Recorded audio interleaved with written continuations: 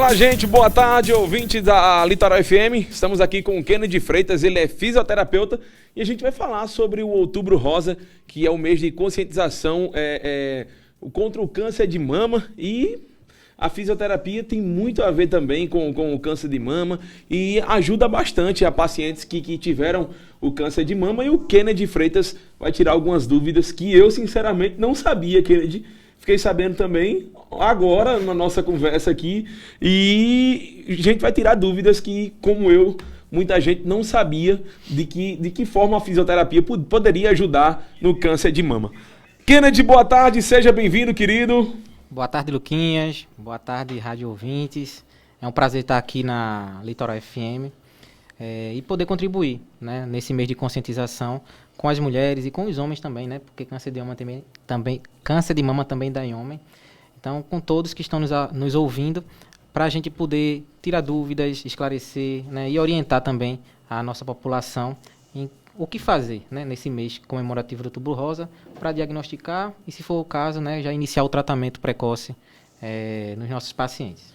Ô, Kennedy, eu sei que existe, assim como na medicina, na medicina tradicional, na fisioterapia também, tem várias, como é que se diz? Vários setores que a fisioterapia pode ajudar a um paciente, e nesse caso aqui você está com a fisioterapia oncológica. Explica pra gente aí o que é isso. Na verdade, eu sou formado em fisioterapia, né, e fiz uma pós-graduação, que foi uma residência em oncologia, que foram 2 anos. A carga horária da residência é quase o dobro da carga horária da graduação.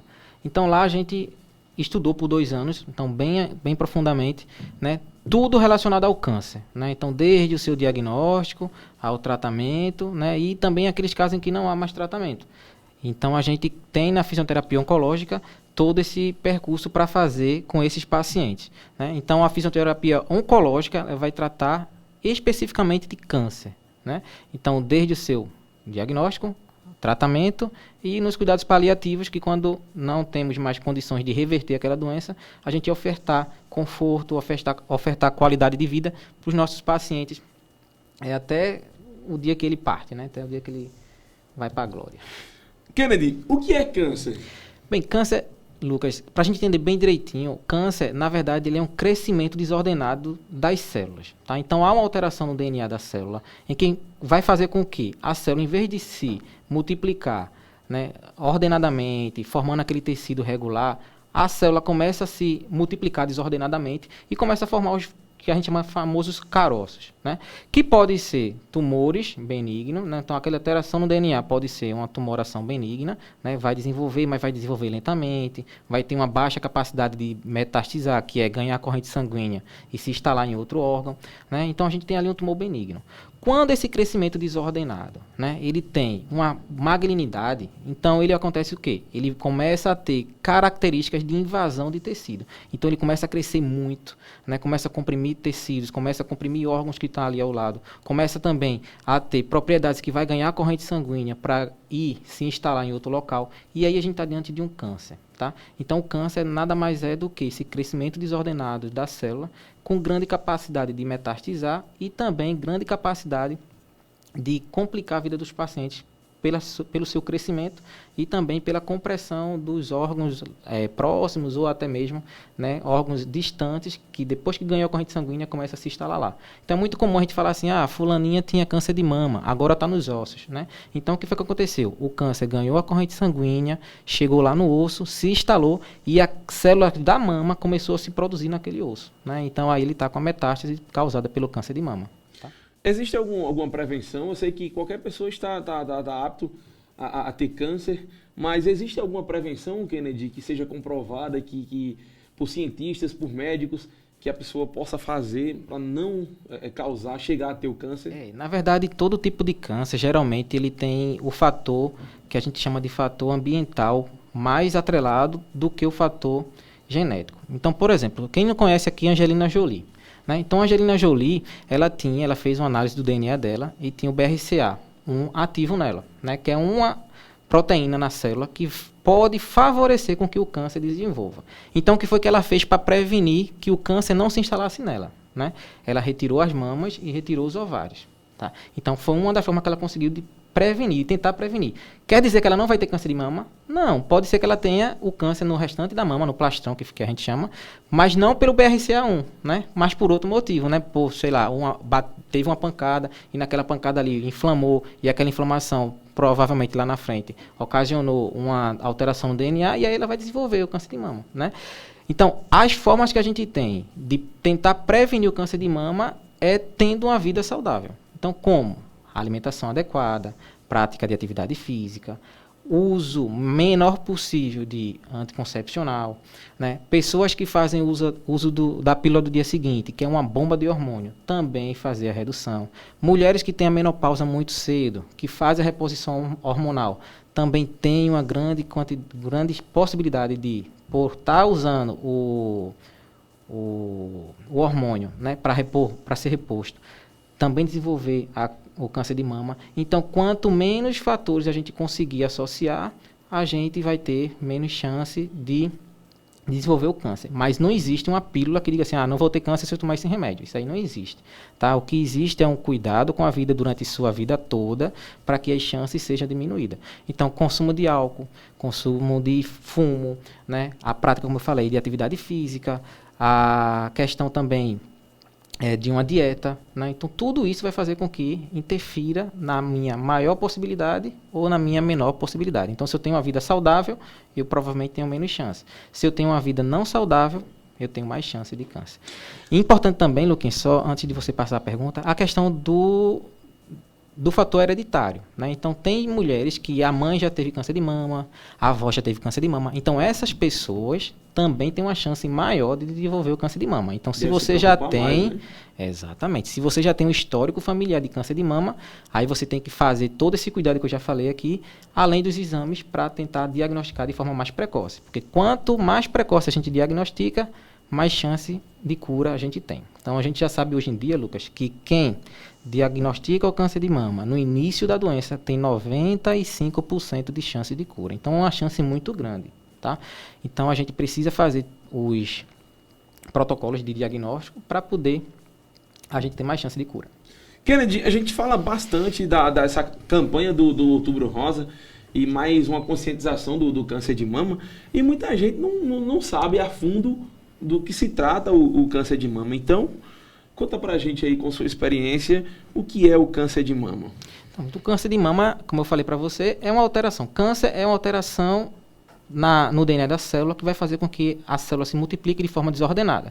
O câncer de mama é nada mais, nada menos do que o câncer acontecendo na região da mama. Então, pode ser em qualquer uma das células da mama. Então, tem o ducto, que forma a mama, pode ser uma célula do ducto, né, que a gente chama de carcinoma ductal, né? Pode ser uma célula dos glândulos mamários, que é onde armazena o leite, né? Então, carcinoma ganglionar. Então, isso aí vai depender do local onde essa célula teve alteração, né? Se foi do ducto, se foi do mamilo, né? Então, isso vai interferir na questão do posicionamento. Mas é tudo câncer, né? Está tudo dentro de um grupo de doenças que a gente chama de câncer. Por quê? Porque essa alteração do DNA na célula que ocasionou uma multiplicação desordenada, e aí na mama é o que acontece. Essa alteração em uma dessas células que compõem a mama, seja ela do glândula, seja ela do ducto, do próprio mamilo, certo? Então, câncer de mama é isso, é a alteração na mama ocasionada por essa alteração no DNA. Ô, Kennedy, você já falou aí, inclusive, que homem pode ter câncer, mas homem pode ter câncer de mama? Sim, sem dúvida nenhuma. Homem tem mama também, né? É menor, né? Mas também tem a possibilidade de ter câncer de mama. Então, você veja, de todos os cânceres de mama, 1% acomete o homem, né? E parece ser, assim, algo que a gente não vê com frequência, né? Mas na minha experiência lá no Hospital do Câncer, né, onde eu sou funcionário, eu atendi no ambulatório e em um mês eu vi 3 homens, obviamente, cada um com câncer de mama, um na mama direita, outro na mama esquerda, mas com graus muito grandes de alteração. Então, a mama tinha uma alteração realmente considerável e o homem negligenciava aquilo ali, achava que era normal, achava que era um pelo encravado, né, que foi crescendo, que foi virando um caroço, como é que o pessoal chama, né, depois virou uma íngua, e ele foi deixando pensando que não era câncer de mama por ser homem, né, e quando foi lá que fez a mamografia, né, na verdade o ultrassom da mama, e diagnosticou, fez a biópsia e diagnosticou com câncer de mama, né, foi feito o tratamento e ele se recuperou, né, muito bom, de forma muito rápida, digamos assim. E então os homens que estão nos ouvindo, né, se liguem que homem também tem câncer de mama. Então a questão do autoexame da mama, ele é fundamental para as mulheres, mas também para os homens. Eu acho que para os homens ainda é mais, porque pela mama ser menor do homem, a gente consegue achar os nódulos menorzinhos do que na mulher, porque na mulher a mama é um pouco maior, aí tem a questão da já teve filho, aí fica aquele que o pessoal diz, tem um carocinho aqui que foi aquela pedra do leite, né? E às vezes acaba mascarando um possível tumor. No homem não, o homem geralmente é aquele negócio batido, na primeiro carocinho a gente já consegue saber que algo certo não está acontecendo ali, tá? Algo errado realmente está acontecendo e que aí precisa de ajuda e precisa procurar o tratamento. Ô Kennedy, com a mulher, por exemplo, quando é diagnosticado o câncer de mama, muitas das vezes é retirado a mama dessa mulher. E com o homem funciona também desse mesmo jeito? Do mesmo jeito. Então, a gente no tratamento oncológico, a gente tem a opção de fazer a quimioterapia, a cirurgia, que é bem determinado. Quando a gente olha no ultrassom, a gente vê que é um tumor bem localizado. A gente pode fazer cirurgias de diversos tipos. Então, pode ser só uma tumorectomia, que é só a retirada pequena na mama do tumor, né? Pode-se fazer uma quadrantectomia, então divide a mama em 4 e tira só um quarto da mama, então a gente chama de quadrantectomia. Pode-se fazer a mastectomia, que é a retirada total da mama, certo? Quando a gente observa que além da mama ter comprometimento, tem comprometimento na axila, né? Então a gente já chama ali de uma possível metástase primária para o linfonodo, a gente tem a retirada da mama e o esvaziamento axilar, né, que a gente retira os linfonodos da axila. E aí já temos uma mastectomia radical. Tá? Então a gente tem a retirada total da mama e a retirada também dos linfonodos. E cada tipo de cirurgia vai ter sua complicação posterior, que é aí onde entra a fisioterapia. Né? Então a fisioterapia ela pode atuar primeiro na orientação, que é o que eu estou fazendo aqui agora, né? Promovendo saúde, né? Dando palestras, orientando e tudo mais, mas também no tratamento dessas pacientes. Se for só uma retirada do tumor, eu vou só olhar como é que está aquela cicatrização, trabalhar para aquela cicatrização não ficar muito hipertrófica, trabalhar para não ter muita aderência, mas a partir do momento em que a cirurgia é maior, né, como uma mastectomia e uma mastectomia radical com esvaziamento axilar, a gente vai trabalhar nessas complicações. O paciente vai ter dificuldade de levantar o braço, o paciente vai ter, possivelmente, né, nessas retiradas de linfonodos, um linfedema, que é aquele braço inchado. Então, a gente vai conseguir, com a fisioterapia, devolver uma melhor qualidade de vida, uma melhor qualidade no dia a dia dessa paciente, pelos problemas que ela estava apresentando. Então, se ela não conseguir levantar o braço, ela vai conseguir. Se ela tem o braço muito inchado, a gente vai tentar trabalhar para desinchar esse braço, para que ela consiga fazer a atividade do dia a dia, mesmo com aquele braço um pouquinho inchadinho. A gente estava conversando aqui em off, Kennedy, e você estava falando alguns dos casos que, por exemplo, quando a mulher precisa retirar a mama, ela tem dificuldade, como você estava falando aí, de fazer esses movimentos no braço. E com a fisioterapia ela vai poder, não 100% do movimento, mas ela vai poder ajudar muito a ter de volta aqueles movimentos do braço. E eu sei que mexendo na região e mexe também com o braço. E a partir daí, da fisioterapia, foi comprovado que não chegou 100% dos movimentos, mas chegou pelo menos 80%, já é um grande avanço. E a partir daí, o que é feito com esse paciente, Kennedy? Então, com essa paciente, propriamente dizendo? O que vai determinar muito, Lucas, a complexidade do pós-operatório vai ser o tamanho da lesão. Né? Então, como eu falei para você, então, se eu tenho uma mama que foi operada só um pedacinho, né, provavelmente não vou ter nem problema de mobilidade.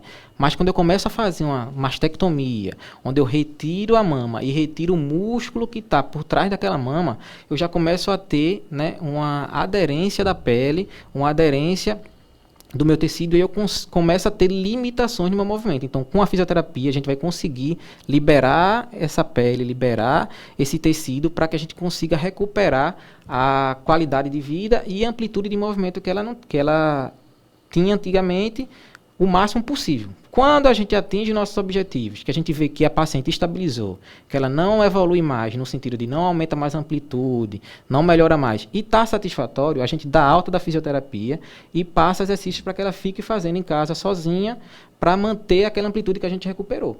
Da mesma forma com o linfedema. Então, por que desenvolve o linfedema? Isso é bom entender. Quando faz a retirada da mama, certo? Retira também o linfonodo da axila, que é justamente a parte do corpo responsável pela defesa do membro, né? Então, se eu tenho essa defesa reduzida e tenho, por exemplo, uma infecção, o que é que vai acontecer? Eu vou ter a formação do linfedema por aquela infecção. Então, eu não vou ter como combater aquela infecção por causa daquele linfedema, né? Por causa da retirada do linfonodo, perdão. Então, ocasionou o linfedema. Eu vou tratar esse linfedema, diminuindo com o que a gente chama de padrão ouro no mundo todo, que é fazendo drenagem linfática, comprimindo, vendo aquela... Tem muitas mulheres em Barreiras que vai fazer tratamento de câncer de mama. Então, eles voltam com o braço todo enfaixado, né? Com enfaixamento compressivo e exercícios que a gente chama de exercícios miocinéticos, miolinfocinéticos. Então, a gente faz esse tratamento. Ela vai para a fisioterapia 2, 3 vezes na semana para tentar reduzir esse linfedema. A partir do momento que a gente vê que aquele linfedema nem está inchando mais, nem está reduzindo muito, né? Também adquiriu aquela estabilidade, a gente também dá alta para aquela paciente. E em vez de ela ir para a fisioterapia, a gente passa para ela aquelas meias, né, de compressão, que a gente chama de luva de compressão. Então, a gente bota para ela ficar usando em casa. Então, ela, quando acorda, bota, antes de dormir, ela tira. E fica fazendo os seus trabalhos totalmente liberados para o dia a dia. Com algumas restrições de pegar muito peso, com alguns cuidados para não se ferir, porque senão vai infectar de novo e vai ter outro linfedema. E aí a gente tem uma alta do paciente nesse sentido. A gente trata, vê a estabilidade e dá alta para o paciente orientada.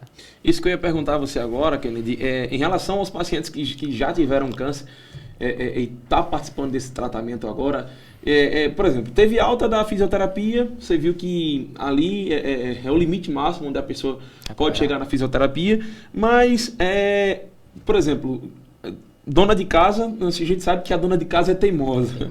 E quer fazer as coisas, não quer depender de ninguém, ela quer mesmo fazer, mas ela vai ficar com alguma limitação, vai poder pegar peso, vai poder fazer as atividades que fazia antes ou tem algum tipo de limitação? Vai poder fazer, Lucas, mas a gente tem que ter muita prudência, tá? Então, por exemplo, se ela era uma mulher que lavava a casa todo dia, né, fazia faxina na casa pesada, o que é que a gente vai orientar? Que ela faça a faxina partilhada. Então, hoje ela vai fazer a faxina na cozinha, amanhã ela vai fazer a faxina no banheiro, depois de amanhã no quarto. Então, ela vai ter que dividir a sua tarefa para não sobrecarregar esse braço. Então, se ela é uma mulher que carrega peso, então ela vai ter que dividir aquele peso em vários compartimentos para que ela leve volte e pegue outro, e não pegar um peso todo de uma vez só. Então, a gente vai dar orientações nas atividades do dia a dia dela para que ela evite com que esse membro volte a inchar novamente. Então, quer ver uma orientação básica que todo mundo esquece? Usar repelente num braço. Por quê? Porque uma simples picada de inseto naquele bracinho ali pode provocar esse linfedema. Então, outra coisa, né, vai tomar banho de praia, usar uma camisa de proteção ultravioleta, passar protetor solar. Por quê? Porque até a queimadura do sol, né, pode desenvolver também o linfedema. Então, são orientações que a gente dá para o paciente, para os acompanhantes dos pacientes também, para que a paciente tenha uma qualidade de vida melhor pós o tratamento. Ô Kennedy, o que fazer para saber se uma pessoa tem câncer de mama? Eita, essa pergunta é importante, né? É bom todo mundo tá ligado, porque é aí onde entra o Outubro Rosa, né? Então, o Outubro Rosa vem justamente para orientar nessas ações necessárias para ter o diagnóstico precoce. Então, primeira coisa que a gente precisa entender, todas as mulheres, né, são orientadas a fazerem o seu exame preventivo, né? Inclusive nos postos de saúde. Inclusive aqui em Barreiras também faz muito bem esse trabalho. E quando ela chega para fazer o preventivo, elas também são, ou deveriam ser, avaliadas na questão da mama. Então, fazer um exame da mama, de palpação, pelo profissional, para tentar identificar o caroço, ou alguma anomalia naquela mama. Então, ele vai primeiro olhar, ver se aquela mama está normal, ou não, e também fazer a palpação se ela vê aquela mama normal. Porque o câncer ele pode apresentar-se de formas bastante diferentes. Então, por exemplo, uma mulher pode ter, quando for para o médico, Quando ela tira a roupa, quando ela mesmo olha no espelho, ela vê que o mamilo dela, né, que é o bico que a gente chama, de uma mama tá para fora, o outro também sempre foi para fora e agora ele tá para dentro, né? Então significa que tá tendo uma alteração naquela mama. Então pode ser um dos sintomas do sinal do câncer, a inversão do mamilo, né? Ou também o mamilo era para dentro e começou a estar para fora. Eu digo, opa, alguma coisa também está errada. Aquela mama também que está muito vermelha, né? Então a mama avermelhada significa que está com um processo inflamatório ali ativo. Então pode ser que seja câncer. Não quer dizer que seja, mas pode ser que seja e precisa ser investigado. Aquela mama que tem caroços, né? Aquela mama, se você lembrar de uma casca de laranja, né? Que é a casca de laranja toda cheia de furinho. Se você tem uma mama que está com aquela característica e a outra não está do outro lado, significa que também pode ser uma característica ali de estar com alguma coisa errada e precisa ter uma investigação melhor. Então, o profissional vai olhar a mama, né? E além de olhar, ele vai tocar para poder procurar caroços, tanto na mama, né? Que são nódulos, como também na axila. Então, muitas vezes a mulher faz o toque na mama, mas esquece de fazer na axila, esquece de fazer na região cervical, porque o câncer de mama, os primeiros locais que ele vai metastatizar é a axila e linfonodos cervicais.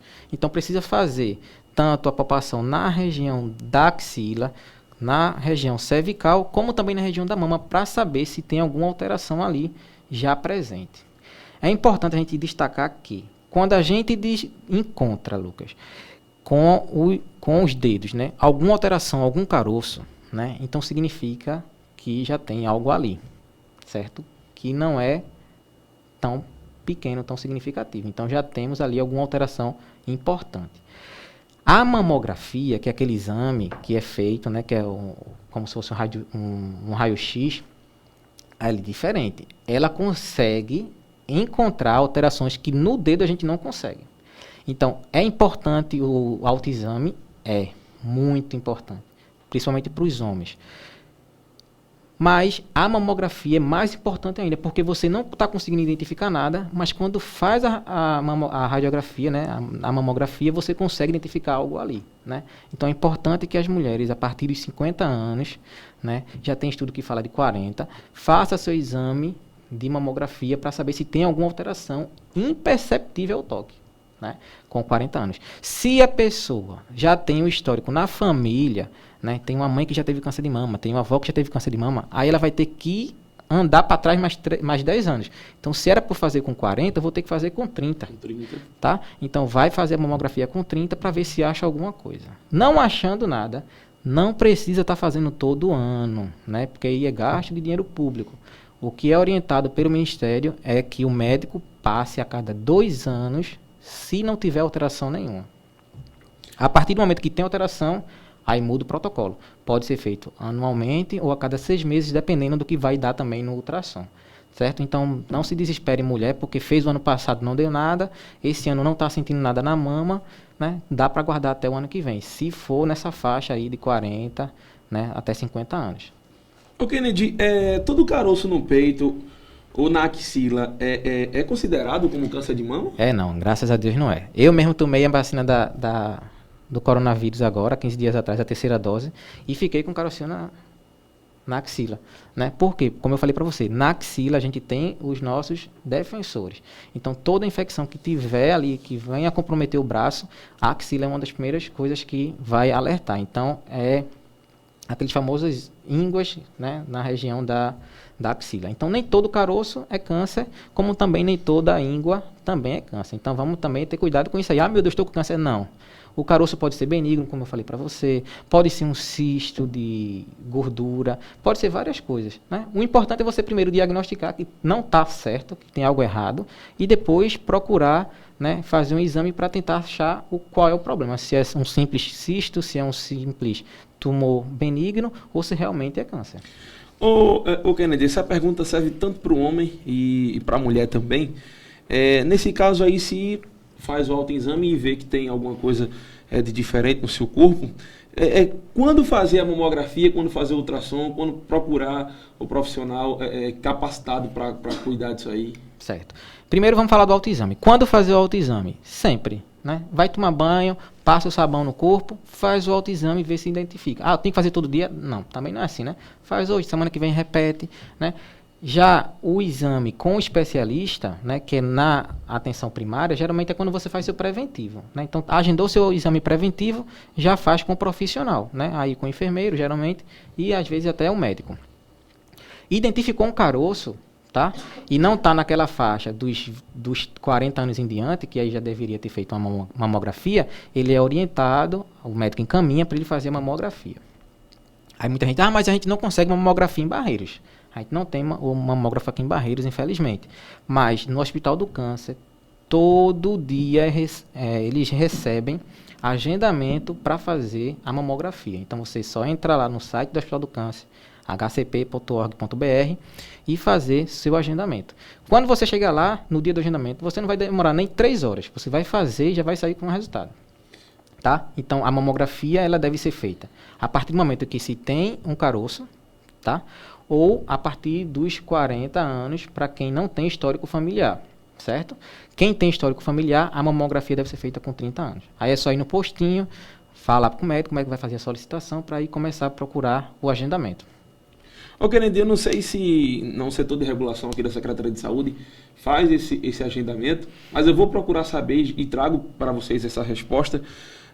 Mas aí você procura a Secretaria de Saúde aqui, o setor de regulação. Exatamente. E vê se o município faz esse tipo de agendamento. E eu acho que até leva o paciente também ao Hospital do Câncer em Recife. A gente tem aqui uma assistência muito boa. A dona Marlene tem montado uma equipe muito eficaz nesse sentido. Então, se você tem um encaminhamento do médico do postinho de saúde, vai no setor de regulação e faz o agendamento para a mamografia, que geralmente vai cair lá em Recife. Se não tiver fazendo esse agendamento, eles vão orientar a pessoa própria a fazer o agendamento pelo próprio site do Hospital do Câncer, que é tranquilo, é só com dados de identidade, CPF, nome da mãe e o próprio nome e telefone para contato.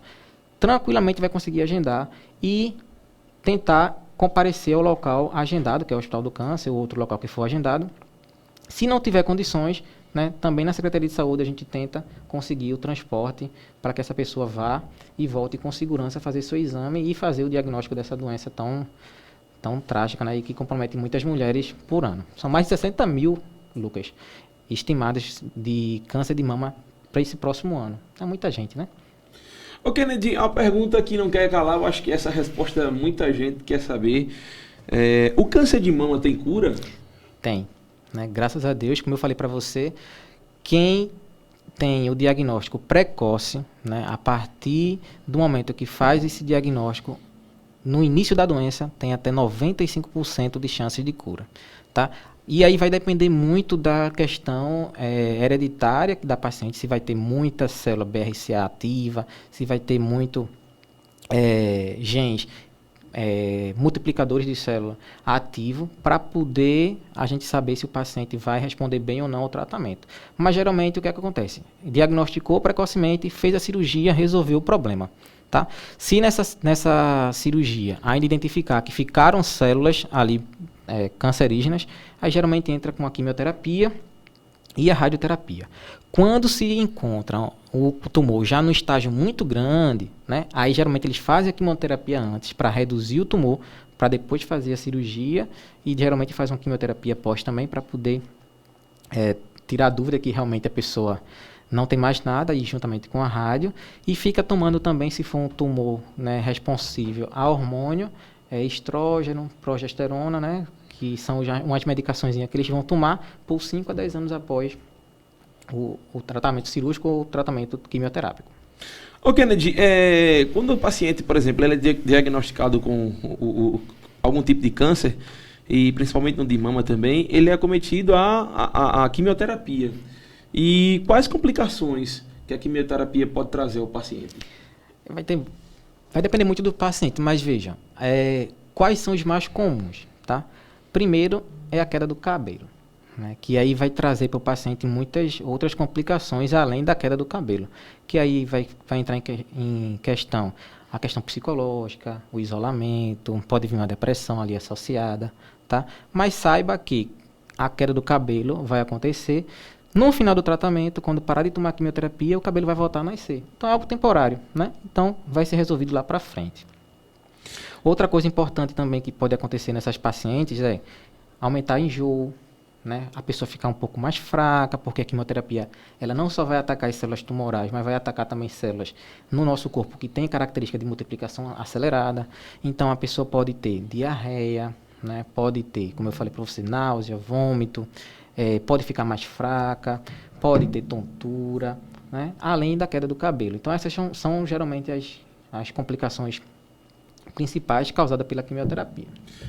Ok. Kennedy, eu queria que, antes da gente encerrar a nossa conversa, eu queria que você, como fisioterapeuta, trouxesse algumas dicas aí para o pessoal que está em casa. Sei que a gente já alertou aí sobre esse cuidado do câncer de mama e vida saudável, como você falou aí. É extremamente importante. É muito importante. E eu queria que você encerrasse trazendo dicas aí para o pessoal de como ter essa vida saudável, de como, por exemplo, movimentos que possam ajudar também no dia a dia aí, e não só no câncer, mas também para a saúde da pessoa. Eu acho que muitos jovens hoje o pessoal tem um meme no Instagram que diz assim: tô com 20 com a coluna de 50.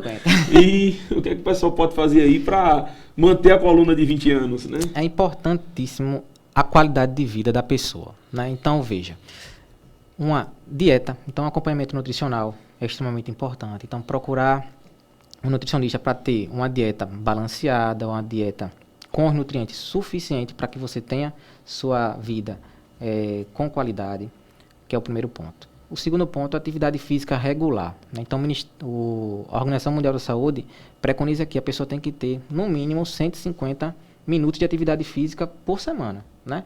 Aí você pode fazer caminhadas 3 vezes na semana, de 50 minutos, ou caminhadas 5 vezes na semana, de 30 minutos, mas que tenha um trabalho cardiorrespiratório durante essa caminhada, né? Não simplesmente sair andando na praça e estar dizendo que está caminhando. Não, tem que ter objetivos ali de frequência cardíaca para poder ser atingido naquele tempo de 30 minutos. Tá? Então, alimentação atrelado também à atividade física. Isso aí já são duas coisas muito importantes e básicas que todo mundo pode fazer. Não vai precisar de muita coisa, não. Outra coisa importante é diminuir o consumo de álcool, né? E evitar fumo. Então, esses 3 aí, essas 4 no caso, já vai ajudar a pessoa bastante a evitar ter qualquer tipo de câncer, seja ele de mama, de próstata, de intestino. Então, esses 4 aí são fundamentais para prevenir qualquer tipo de câncer. Em relação à coluna, né, o que pode ser feito é, além da atividade física regular, o trabalho de fortalecimento, né, de musculatura abdominal e musculatura também posterior. Então, a gente vai ter que primeiro identificar qual é a causa daquela dor para poder saber o que a gente vai fazer. Mas, geralmente, a gente faz esse treino associado do cardio com o treino de fortalecimento para poder dar uma estabilidade àquela coluna e o paciente ter uma qualidade de vida melhor. Muito obrigado pelas suas dicas e informações aqui nos estúdios da Litoral FM. Espero que a gente tenha levado o recado aí para o pessoal que está em casa, para quem já teve o câncer de mama e vai tomar cuidados maiores agora em relação aos afazeres de casa. E Kennedy, queria deixar os microfones abertos aí para você trazer seus agradecimentos finais e já deixar também aberto aí para quando quiser voltar, fique à vontade, viu? Eu que agradeço, Lucas, o convite, né, dizer que estou à disposição para também, porque precisar. Tá vindo aí também o Novembro Azul, né, falar do câncer de próstata. Então, a gente está aí nessa parceria do que eu puder fazer e estarei aqui à disposição para fazer.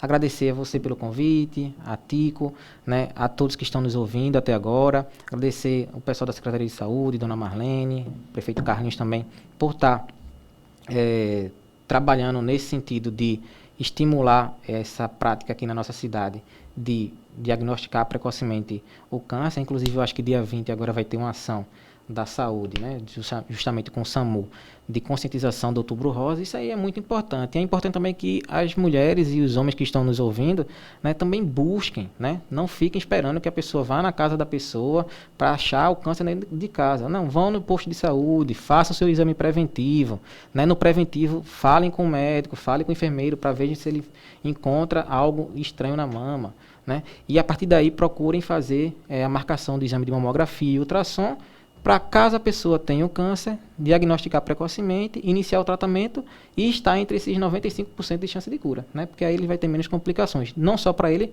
como também para a vida deles toda. Atrelado a tudo isso, tem uma vida saudável, né? É isso aí. Muito obrigado, Lucas. Forte abraço a todos que estão nos ouvindo. Uma boa tarde. Para você que estava em casa escutando a Litoral FM, estávamos batendo papo aqui com o Kennedy Freitas, fisioterapeuta, tá certo? E você pode acompanhar nossa conversa, nosso bate-papo através do nosso canal do YouTube, que já vai estar disponível daqui a pouquinho. Pessoal da live também aí, forte abraço para vocês, muito obrigado. E daqui a pouquinho tem hashtag Litoral. E eu tô por aqui, viu? Muita música para você.